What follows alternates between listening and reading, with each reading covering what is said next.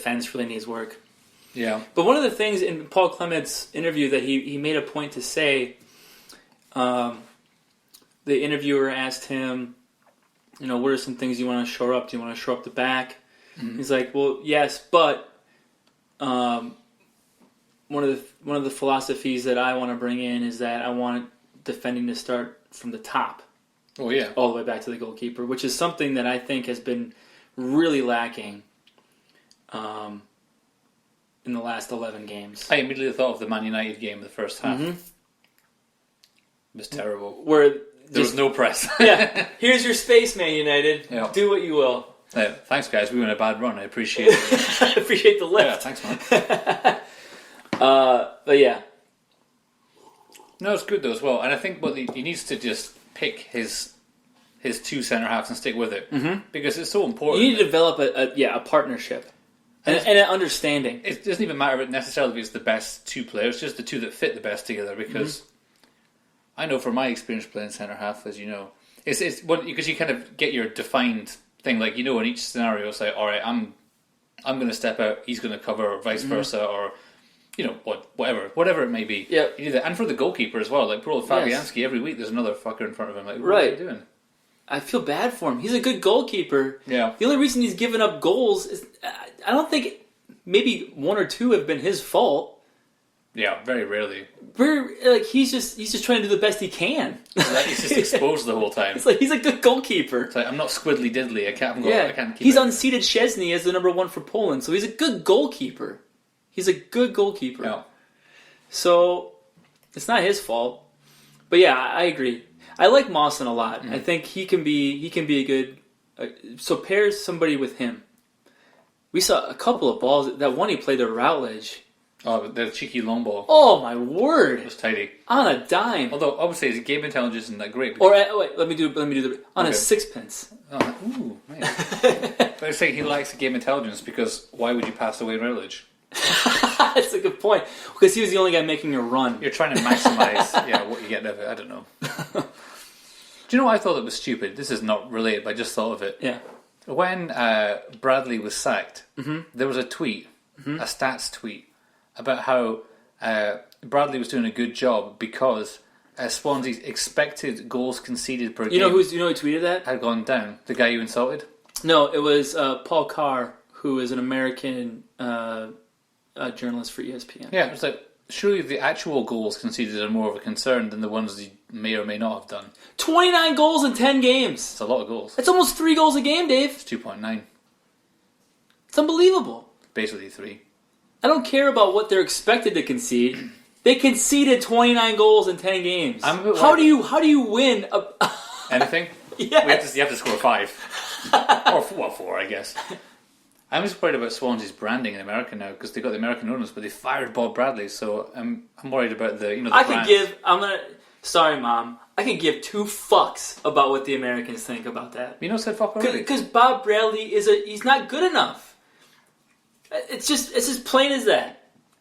Okay, I don't want to talk about this. It just makes me upset. I know. It just shows how stupid some Americans, not all, some careful, some Americans in the media can be about this whole situation.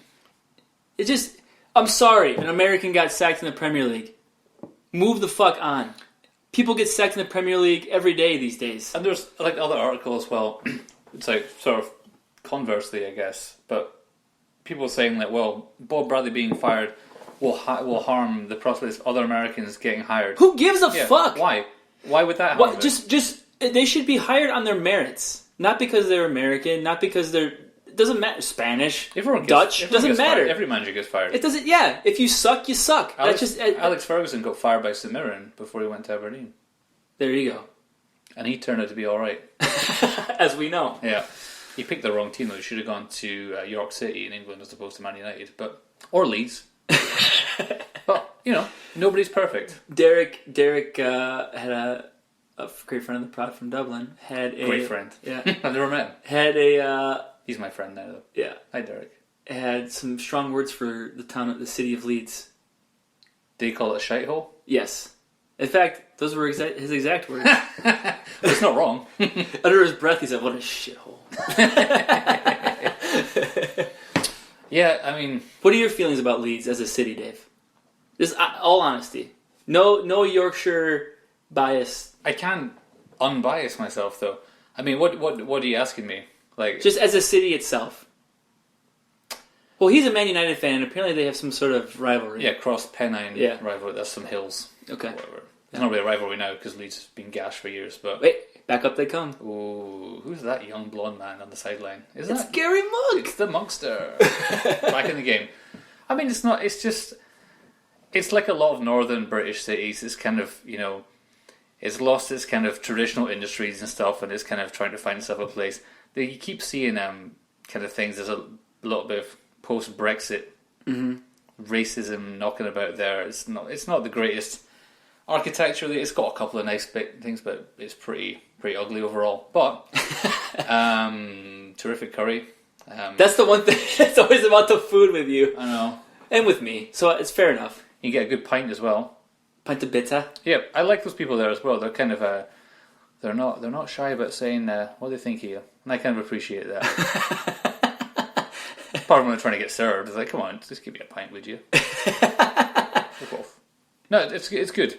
I like Yorkshire. I will always be biased. Okay. Well, and you have family there, so of course. Not in Leeds, though. Not in Leeds, but in Yorkshire. Formerly in Leeds, not anymore. Yeah. My sister moved to Bristol, where they have an even weirder accent. It's the Hot Fuzz accent. Yeah, the Hot Fuzz accent. Yeah. And raspberries. Your mum says up as Andy, and raspberries. Oh, you should hear my sister's mother-in-law when she talks. I don't want to. Unbelievable. You've never heard an accent. What does your brother-in-law sound like?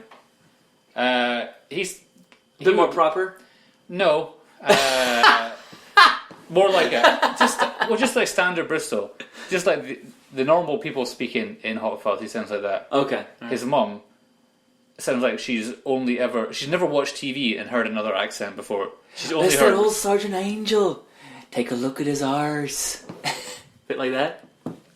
A little bit like that. Yeah. And you love catching them swans then. That's just the one swan, actually. Swans reference, I like it. Yeah. But yeah. What was the initial question? Was there another question? What are we talking about? Football? Accents, towns, football, back in it. Hey, what about Chelsea? What do you think about them? Well, you know what we think about them. Top of the table. Conte and Conte. Old, my Chelsea correspondent, Nathan... They're so hateable. But that was last year. Yeah. This year's Chelsea, quite lovable. My Chelsea correspondent, Nathan Fromberg, is... yes. He's a little bit concerned the run's going to come to an end tomorrow against Tottenham. Nathan Fromberg. I love it so much. I don't want people looking him up on Google or anything.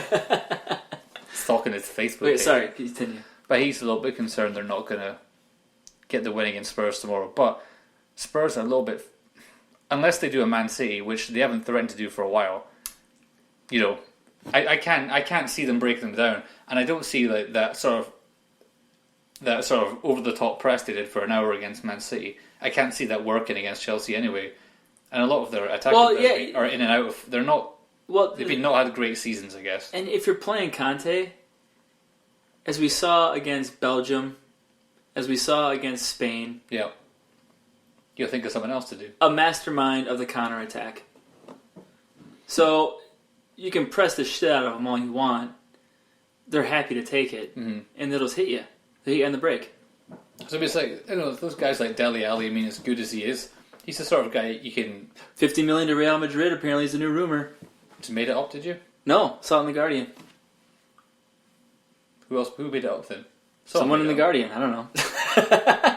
I have no idea. It just sounds like they've got 3 tombolas. They go player. We go Dele Alli, Real Madrid, and let's get a value. Ooh, $50 million. Let's run with it, lads. Get to the printer. But he's the sort of guy that I can imagine him getting shut down in that game. Like, I can't imagine him getting much joy against a back 3 and Kante and Matic. I mean, no, he hasn't done much in a big game particularly. And he's young, so he'll get better. But I just can't see him doing anything. Eriksen's been a bit up and down this year. I don't know. Yeah, I just think Chelsea are too stout. Yeah. To be able to break them down the way Tottenham want to break them down. I think it's 3-1 Chelsea. That's my result. I don't think two counterattack goals. I was going to say, I don't think Spurs will get a goal. Ooh. It'll be like a 0-1 or a 0-2. Interesting. Something like that. But because they've got Chelsea after this game, they've got Hull and Leicester, I think, or Leicester and then Hull, and then after that is Arsenal, Liverpool back to back. So if they sort of come through the end of this month, and even if they haven't, if they've not lost to any of those three teams, I guess like Spurs, Arsenal, Liverpool, then it's kind of hard to envisage them dropping enough points. Yeah. Yeah, that's true. That's true. Unless something catastrophic happens. This Chelsea side is so much different than the Chelsea side that won the league in 2015. Yeah. They were very.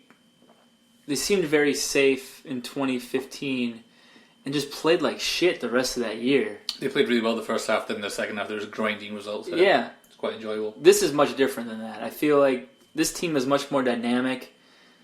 They're much more. They have more. I don't want to say purpose, but they want. They aren't content just to sit back and defend. That's what I'll say. But they can if they need to. They can, but they're much more advantageous. Is that the right word? Yes. Adventurous? No, advantageous.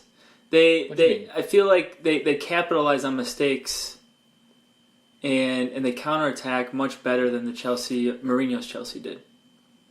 Can you use advantageous like that? Why not? I don't know. Advantageous. They are.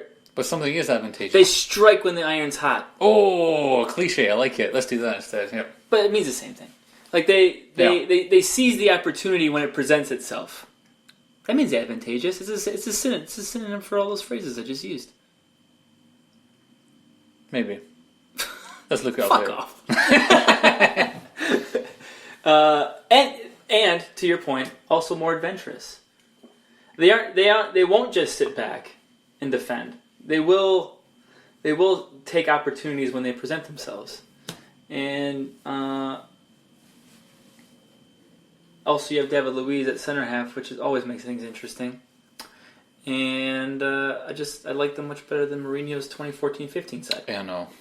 It's hard to find a way that you could beat them, like just thinking about it. With Swansea, I played a 4-4-2 diamond against them. I went all out attack. But is it Football Manager? Yeah. Okay. What did I say? No. You said when I was with Swansea, so it just sounded. Oh, did I? What a dick. when I was with Swansea. When I was in charge. That was before Bob Bradley, by the way. It's just a small time. He's ruined my legacy, that bold prick. But yeah, I went all out attack against them, just lost 5-3. It was really annoying. I got the goals, but let in loads. Embarrassing. Just another Bob Bradley quip. Go on.